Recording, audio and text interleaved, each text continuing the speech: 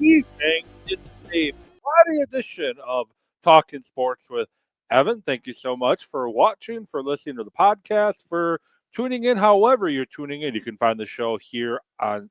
You can find the show on X at Evan Witt Sports. You can find the show on Facebook and YouTube, Talking Sports with Evan, and you can find the podcast version, audio version of the show, if you would rather not stare at me for 30 minutes to whatever time I finish up. You can go to www.sportsthoughtsfromevan.substack.com. Go ahead and subscribe and never miss an episode ever of Talking Sports with Evan. Got a bunch I want to talk about today on this Friday evening edition of Talking Sports with Evan. The Green Bay Packers get the first shutout of the 2024 season for every team as they beat the Saints 34-0. And I did post a quick 90-second instant, or not so much instant reaction anymore, as it was like 2:30 in the morning. But I did give my thoughts on the game a little bit there. You can find that on X, on YouTube, on wherever you can find Talking Sports with Evan. You're going to find my instant reaction as well. And I talked a little bit about the game, but going to get more in depth on some general thoughts I have on the game. I'm going to talk Packers, Vikings as well. The Packers lost to the Vikings earlier this year, and now we're going to get Packers, Vikings once again. And we'll see if there's anything different this time. The last time the Packers played the Vikings, Jordan Love was playing in his first game back from hurting his knee from week 1. And the first half of that game, he definitely looked like a quarterback that was playing his first week back from injury. In the second half, Jordan Love completely changed up, and he finally looked more comfortable. And since the Packers had their bye week, Jordan Love has looked even more comfortable and even more in control of the Packer offense. And the Packers offense have been scoring 30 points pretty consistency lately. And they did so again against the Saints. I'm going to give my thoughts on the whole Jair Alexander situation. Very weird speculation running amok in regards to what is going on with Jair. He has already been ruled out for Week 17, has not played in the last 6 games. And it's, he went last week practicing, full participant, I think 2 weeks in a row.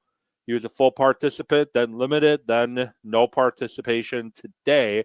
I'm going to give my thoughts on the whole Jair Alexander situation and give you my thoughts on what is happening with Jair. And if you want to give your thoughts on Jair, do you think he's played his last snap as a Green Bay Packer? Do you want to see him back on the field? Do you want the Packers to explore moving on from him at the end of the season? Go ahead, make a comment on this video, or you can tweet at me at Evan Witt Sports, or you can email the show, talkingsportswithevan@gmail.com. You can find it on Facebook, Talking Sports with Evan, and leave a comment on what you think the Packers should do with Jair Alexander. NFL MVP talk is running crazy right now with Lamar Jackson or Josh Allen. I'm going to give my thoughts on who I think the NFL MVP is this season. And my opinion is going to probably frustrate some of you for the most part as well. And going to talk some NFC North in general, the Chicago Bears mostly, and talk about who's pretenders and who's contenders come playoff time. We're going to start talking Packers and Saints, 34-0. And that was a game, even with Jordan Love not really being Toyota-thon Jordan Love. He took a step back a little bit after having multiple great games in a row. And it was mostly the second half for Jordan Love. I don't know what it was. The Saints do have a pretty good defense. Don't let the 34 points by the Packers fool you. They have a pretty good passing defense. But Jordan Love at times just looked very uncomfortable throwing the football, especially in the second half. But it didn't matter, as Jacobs had 13 carries for 69 yards and a touchdown. Emmanuel Wilson, 11 for 52 and a touchdown. And Chris Brooks, 6 for 23 and a touchdown. And got to tip your hat to Josh Jacobs. I hear in the game that they wanted to put Josh Jacobs back in the game. Chris Brooks has not had a rushing touchdown in his young NFL career, had a chance to get a touchdown earlier this year, instead did the smart thing and slid down so the Packers could kill the clock before kicking the game-winning field goal. And Jacobs wanted Brooks to get his opportunity for a touchdown. I think that was great to see. That was a great sportsmanship, great teammate for Josh Jacobs. There was some concern for me when Aaron Jones left about the locker room. Aaron Jones was a great locker room guy in Green Bay. He's been a great locker room guy in Minnesota, and there's a lot of other things that Aaron Jones brought to you on a day in and day out, day in and day out. And Josh Jacobs have pretty much been bringing you that same thing, taking over as that team leader that Aaron Jones was. The Packers had 188 yards on the ground and 3 touchdowns. They didn't have to throw the ball that crazy. Jordan Love ended the day with 28 completions, his most completions in several weeks. And receiving-wise, it was nice to see Jaden Reed get involved again. 3 catches for 76 yards, including 2 huge catches. Tucker Kraft, 3 for 63. Jacobs, 4 for 38. And defensively, I talked about it last week. Going to talk about it again. Edgerrin Cooper is just a playmaker. I said it last week, and I'll say it again. He is what we were hoping that Quay Walker would be. And I still want to see Quay Walker and Edgerrin Cooper on the field together. Those two are both physically big linebackers, very athletic, and go sideline to sideline. I kind of want to see the two of them on the field together. But Cooper, 10 tackles, another tackle for loss, 8 solo. Just seemed to be all over the place once again. Still makes some mental errors, hence why he hasn't gotten the full trust of the coaching staff yet, as he's still a young linebacker who's still developing the mental part of the game. But if that mental part of the game catches up to his physical ability, the Packers got the steal of the 2024 draft. Devontae Wyatt had 2 tackles for loss and a sack. He was very active again. Nice seeing that. And Eric Stokes, in a few weeks ago, article came out about Eric Stokes, and in I forget how many games, like 900 and I don't know, 999 snaps, or last 999 or last 1,000 snaps. He has 0 pass broken up, 0 interceptions, and whatever. But Eric Stokes didn't have a pass break up again, but he had 4 tackles in the game. And Eric Stokes has been a very good defensive back the last several weeks. He is his coverage grade, if you enjoy Pro Football Focus, has been in the 80s over the last 5 weeks, and he has just been a very good defensive back recently. And Bretton Cox Jr. added a sack, a tackle for loss, and he was very active getting after the quarterback. And then Zane Anderson gets 2 pass breakups and an interception in the game as well. I work with the Racine Raiders, volunteer with the Racine Raiders in Racine, and the entire 2024 season, my motto was, for every Raider roundup I did, and you can go to Racine Raiders YouTube channel to check out all the Raider roundup, is that guys took advantage of opportunities. Guys who typically wouldn't get the opportunities, they took advantage of them. And that's what Zane Anderson and Bretton Cox and Aaron Mosby has been doing. They've been taking advantage of the opportunities they've been getting due to trades or injuries. Eric Stokes doing the same thing. Carrington Valentine, another pretty solid game. But I know we had our usual third quarter stall, I guess I'll call it. But there's nothing to be really that worried or that concerned about. The game was in hand. Second week in a row, games in hand. Why overexert yourself when you already got the victory? You got a convincing win. Just smooth sail into the finish line and get ready for Minnesota. And that's where the Packers have a tough matchup this week against the Vikings. The Vikings, I want to apologize to the Vikings. I've been pretty critical of the Vikings most of the year, waiting for the Vikings to fall. Earlier in the year, they looked like they were just barely getting by week in and week out. But the Vikings at 13-2 have a chance of at a number one seed in the NFC. The Vikings are a very damn good football team, and the Packers are going to have their hands full Sunday at 3:25 in Minnesota. It's going to be a very tough matchup. And as I mentioned, the last time the Packers and the Vikings played, it was Jordan Love's first game back from injury, threw 2 interceptions, one of which set up I think they both set up touchdowns, but one made a really good opportunity inside the 5-yard line. I think it was returned to for the Vikings to score. And the offense just struggled to get any traction early on in the game, and down 21-0, you had to abandon the run very quickly because you're now chasing points. And the Packers ended up losing 31-29, and it's a game that they missed 2 field goals in. And to me, the theme of Green Bay, and I know you're going to say that I sound like somebody that wears the green and gold goggles and I can't look up things objectively, and I'm always being Mr. Positive about everything. But every loss the Packers have had this year, they've had opportunities to win those games. The Eagles, they missed field goals and they lost by 3. The Vikings, they missed 2 field goals. They lost 31-29. The second game against Detroit, they made too many mistakes and couldn't make big stops on third and fourth down. Against Detroit the first time, they made too many mistakes and kind of got in their own way in crappy weather.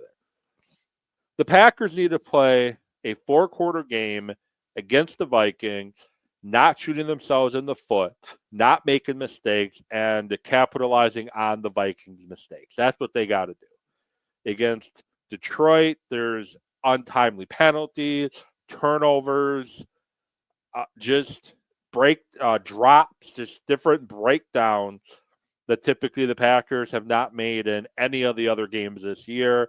And Minnesota, same thing. They can't help the Vikings beat them. The Vikings are a good football team. The Vikings don't need any help from Green Bay. The Packers need to go out there and take care of business. And ultimately, they got to do what they've been doing for the last several weeks, and that is take the football first and lean heavily on Josh Jacobs to carry the load. And I'm sure Minnesota is going to make it a point to stop the run early on to force the Packers to have to throw the football. But when you're able to run the ball, you set up the passing game, and that is what Matt LaFleur's offense does. They use the run to set up the pass. That's what Matt LaFleur has always wanted to do. And under Aaron Rodgers, it was hard for him to do that because Aaron Rodgers always wanted to throw the football. But Jordan Love is fine, especially right now, just running the offense. And he's willing and able to let the run game set up the pass game. And one of the biggest adjustments Jordan Love has made now that he's healthy is he's not afraid to check the ball down to Jacobs, to Kraft, to Wilson, and try to allow them to make some yards after the catch. Use your dump off options, use your check down options. And now that he can move, he seems to have better escape plans if the rush is getting there or things are starting to break down. He seems to be able to find and exploit those escape paths, is what I'll call them. And last time with the Vikings, he wasn't able, especially early in the game, to really escape a lot of the pressure. And there was one point in that week, that first matchup, where he took a hit and got up a little gingerly, and he finally realized that, hey, I'm okay. And he went out and he had an outstanding rest of the game, but unfortunately was too late in the score to get the win. But the Packers need to play a damn near perfect game. Obviously, keep Jordan Love upright. Guys need to beat their man. The Vikings pass defense, if you give the quarterbacks time to throw, is not that good. And that's the key, is you've got to get key pressure off of Love so Love can find guys down the field. Defensively, the Packers' defense has been very impressive, but they're going to have their hands full. There's going to be no Jair Alexander, as he's already been ruled out for the game. And it's going to see and be interesting what the Packers do coverage-wise to try to slow down a Minnesota offense that can put up a lot of yards, led by Jefferson. And then you have Aaron Jones, who is going to probably want to try to do everything humanly possible to, quote-unquote, stick it to Green Bay for letting him go. But it's definitely a game the Packers can win, and I think it's a game they kind of have to win. They've beaten some playoff teams this year, but overall, they've lost to the Lions twice, they've lost to the Eagles once, and they've lost to the Vikings once. The top three teams in the NFC have all beaten Green Bay at least one time. And I'm not saying this is a make or break game. If they lose to Minnesota, it's going to suck, but it doesn't mean the season's over. It just adds fuel to the fire that they can't beat the good teams when it matters. And come playoff time, you're going to have to beat the good teams. The Rams are red hot. Tampa Bay's a solid team with good offensive weapons. And that's not even mentioning the other three teams I just mentioned. And Washington's got a pretty dynamic offense as well, led by the rookie and Jaden Daniels. So I think the Packers do win this game. I think it's going to be not quite the blowout last year was in Minnesota, but it's going to be similar to last year where the Packers lost at home, but then went back and got the victory up in Minnesota. I think the Packers are going to come out red hot.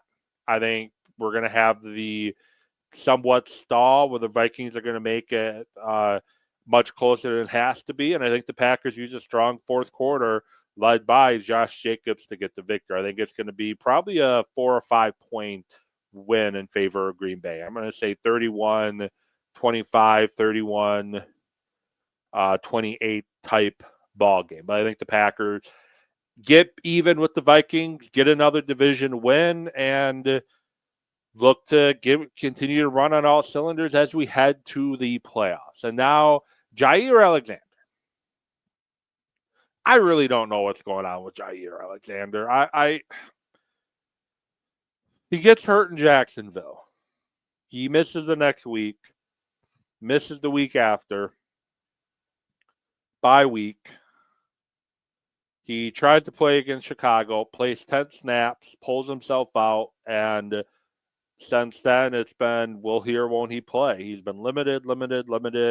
And then the last couple of weeks, he's been full participant on the practice reports. And I'm not at practice. I don't really know exactly what that means or what the Packers are doing in practice. Obviously, it's not running game speed, but there's obviously something that the Packers are seeing in practice when Jair is going full go that they're not liking yet, that they don't feel he's quite ready to go out there on a Sunday or a Monday and get matched up against a wide receiver one for now it's going to be the Vikings. There's just something that they're not liking, that they don't think he's quite ready yet. I'm going to trust the Packers doctors on this. If they don't feel Jair is ready to play, then let's try to get this knee right. They've been able, I know the Vikings are a whole different animal, and I know Jair didn't play the last time the Packers played the Vikings, but I don't think it has anything to do with Jair ducking the Vikings. Jair has played pretty well against Jefferson overall. When he's been matched up one-on-one against Jefferson, Jair's gotten the better of Jefferson more often than Jefferson's gotten the better of Jair. That's just a fact. I don't think he's ducking Jefferson. I don't think he feels quite right. It was allegedly a torn PCL, which, listening to Matt Schneidman, who is a beat writer for the Packers. Sorry, I butchered your last name there. But from talking to him, the Packers, listening to him, the Packers have not confirmed what Jair said about it being a torn PCL. But according to Jair, it's a torn PCL. It's going to take time to heal. He thought he was ready to go against the Bears. He wasn't quite ready to go. And my thing is, if there's a chance that you can have him for the playoffs, get him ready to go for the playoffs. It happened last year. He was ready to go for the first round of the playoffs after missing significant time, especially one of those games with the suspension, and he completely shut down CD Lamb. So I'm not really worried about Jair coming in cold in a playoff game. He has been practicing. He's been moving around. He hasn't been on the football field in a live game action, but he's been doing what he needs to do to be ready. And I'm pretty confident that when the lights come on, if Jair's ready to play, he's going to be ready to play. I just wish I knew what was going on. I don't know if I've seen the last of Jair in a Packer uniform. I would like to say no. He's just owed way too much money for the Packers just to cut bait. He's a all-pro corner, one of the premier corners in the NFL when he's on the field and he's right. I don't think you have the ability to completely just show him the door because your cornerback room is not very deep. Valentine and Stokes and Nixon are doing their best job, but they're not Jair Alexander. They need Jair Alexander on the field to completely be the defense they want to be.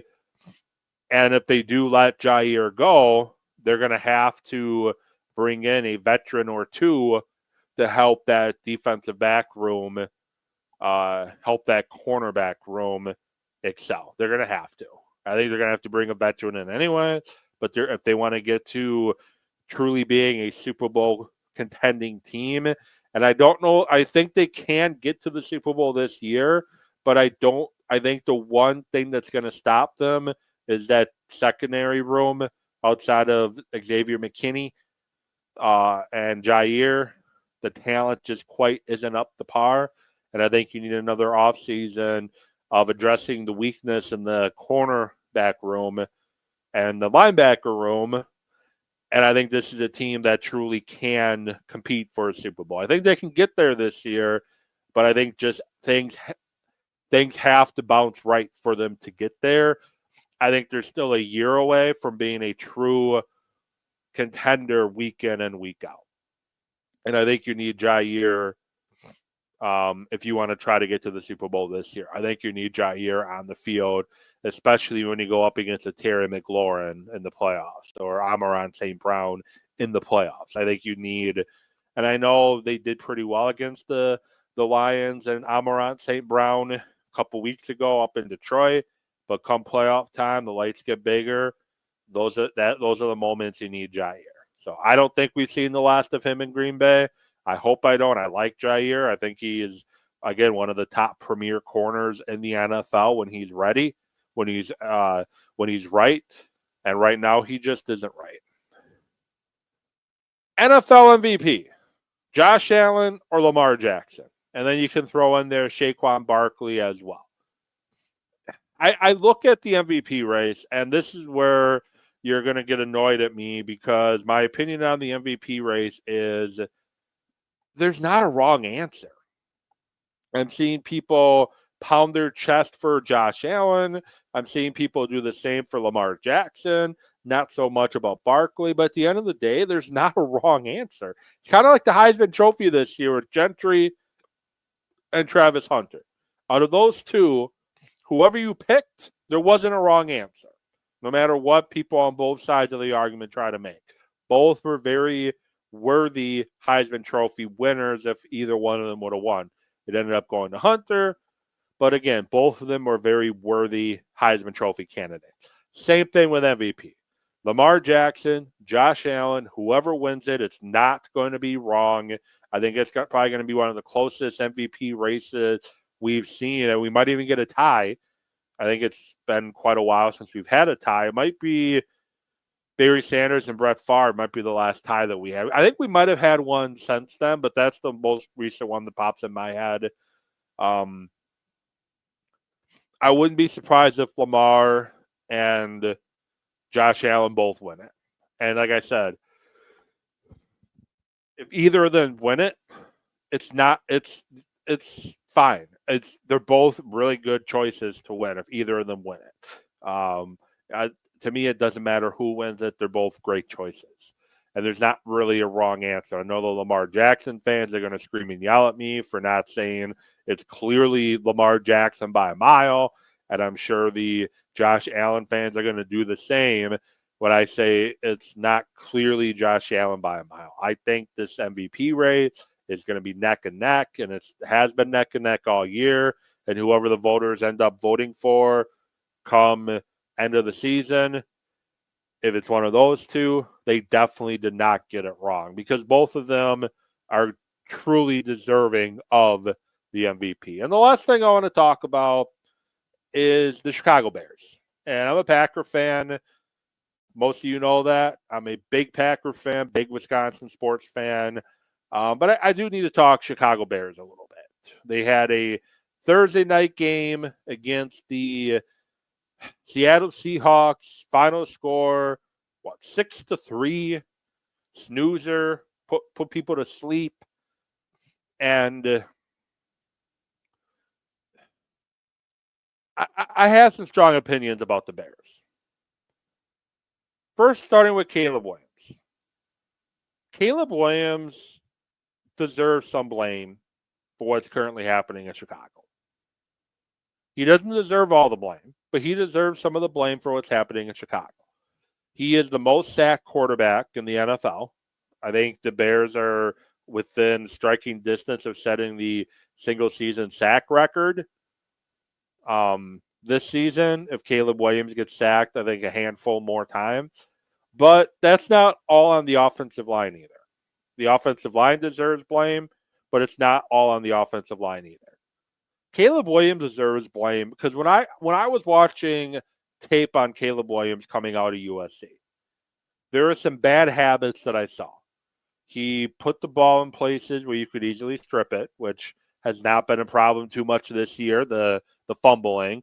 But the other problem he had was he looked for the home run ball first, and he doesn't necessarily – now, when you run design plays where he's throwing it short, like slip screens and bubble screens and things like that, he gets those out where they're supposed to be. But he doesn't look under – when pass plays where you have guys running deep routes, guys running underneath, he doesn't look underneath first. He looks deep down the field first. He doesn't see the rush when it's coming. There's a couple times when Seattle sent an extra guy that's his responsibility, doesn't see it happen, and the Bears don't help him out with the coaching staff by having a guy running a hot route, knowing that Seattle's running some heavy pressure. He might want to have a security blanket underneath to dump it off to if that rush does get through early, or if you see that the rush is coming, you can check into a route that you have somebody get the ball out to if you have to. But Chicago didn't do that. And the time Caleb Williams did have time to throw, it was look down the field first and just hold the ball, hold the ball, hold the ball, hold the ball. And a couple of the times he took sacks that he didn't have to take. He tried to leave the pocket too soon a couple times, and he ran right into pressure. And that was the problem with USC. He looked for the home run play way too often and not just taking what the defense is giving him. And if you take what the defense is giving you, it's going to open up the deep stuff. In college, he could get away with it because he was much faster than everybody else on the field, and his receivers were better than most of the teams they played in the now old Pac-12. Can't get away with that in the pros. You're not going up against Myles Garrett or TJ Watt or Rashawn Gary or whatever other pass rusher there is in the NFL. You're not going up against them week in, week out in the college game. In the pros, you are. You're going up against defensive coordinators that can figure out your weaknesses a lot quicker than defensive coordinators in college. You're going up against guys that are pretty much at an equal talent level across the board in the NFL. You're not playing, whatever Little Sisters of the Poor that you play when you're in college. And those are habits that Caleb Williams had in college, and they haven't been worked on or fixed or corrected yet. The best game Caleb Williams has played this year was probably the Packers, and that was the interim head coach, Thomas Brown. That was his first game as the play caller, and Thomas Brown ran routes that basically let Caleb move around and design routes that gave him short passes to help make himself comfortable. But now that's all the Bears do. Quick slip screens, bubble screens, and they don't really attack down the field. And then when they do, like I said, Caleb Williams just holds the ball too long, pass the ball looking down the field instead of just taking an easy pass, easy dump off to get some yards to keep those chains moving. The fourth down play, which the Bears probably should have attempted a long field goal anyways, but the final fourth down play, they sent the house.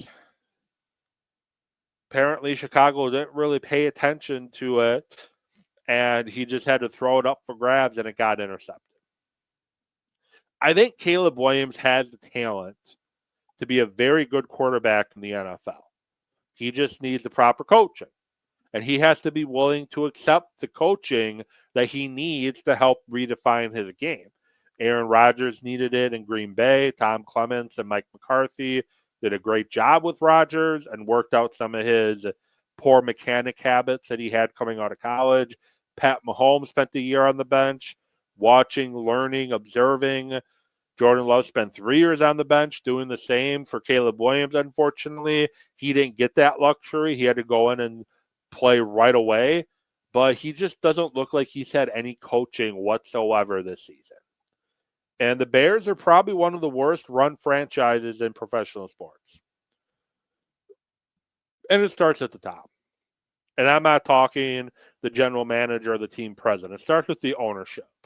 The ownership is cheap. They don't want to spend a lot of money. And they don't want to have, they don't want to give too much power to somebody. I'm hearing Pete Carroll's name being thrown around as somebody who's interested in the Chicago Bears job, but guess what?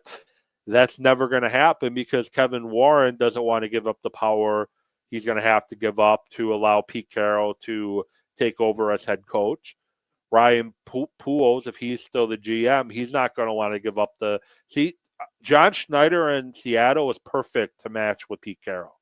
Now it's John Schneider's job all by himself to build a team.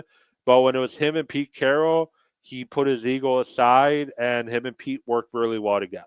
I don't see that happening in Chicago. At the end of the day, the Chicago Bears are just going to get it wrong.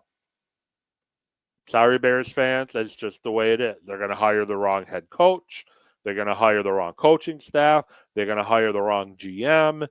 And it's going to be Justin Fields and Mitch Trubisky and Jay Cutler all over again.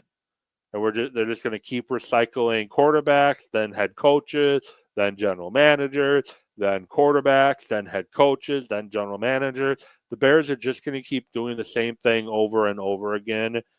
And it's because that's just who they are, and that's just in their DNA.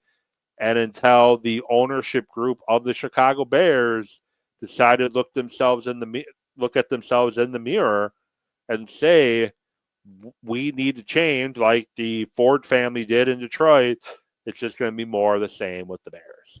Well, with that said, I'm going to let you all go now. Next week, I will get into playoff discussion as we're going to have final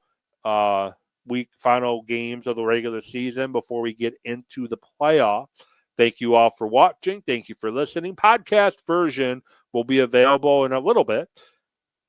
Get them anywhere you get your podcast, Talking Sports with Evan. Hope you have a great weekend, and I'll get back at you next week. Not 100% sure when, but I will get back at you next week. Watch my Twitter at Evan with Sports and my YouTube and Facebook, Talking Sports with Evan, to get the exact time and date of that show. This has been Talking Sports with Evan. I will get at you next week.